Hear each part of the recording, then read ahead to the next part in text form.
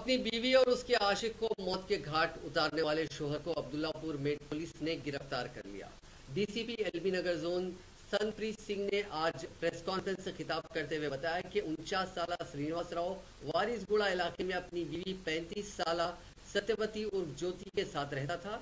ज्योति के नाजायज ताल्लुकात 22 साल यशवंत उर्फ बन्नी से कायम हो गए थे। शोहर ने उन दोनों को रोकने की कोशिश की, ताहम वो नहीं माने, जिससे तंग आकर श्रीनिवास ने शहर छोड़कर विजयवाड़ा मुंतकिल हो जाने का फैसला किया, जिस पर ज्योति अपने आशिक को भी साथ ले जाने की जिद करने लगी।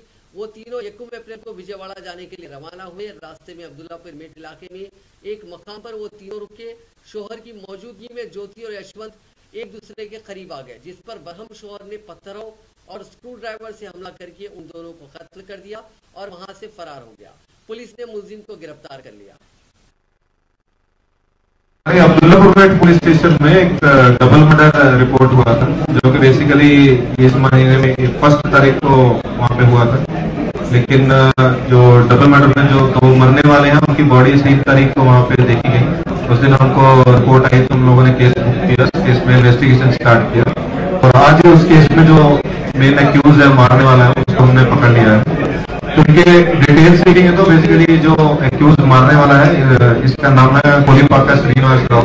ये 49 साल का है और ये स्क्रैप का बिजनेस करता है और बेसिकली सिकंदराबाद एरिया में वासीगुड़ा एरिया का रहने वाला है।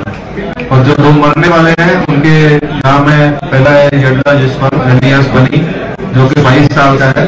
ये भी वासीगुड़ा सिकंदराबाद एरिया का रहने वाला है। और जो दूसरी जो लेडी है मरने वाली, उसका नाम है कोलीपाका सत्यवती एलियास ज्योति, वो 35 साल की है। ये बेसिकली जो एक्यूज है उसकी वाइफ ही है।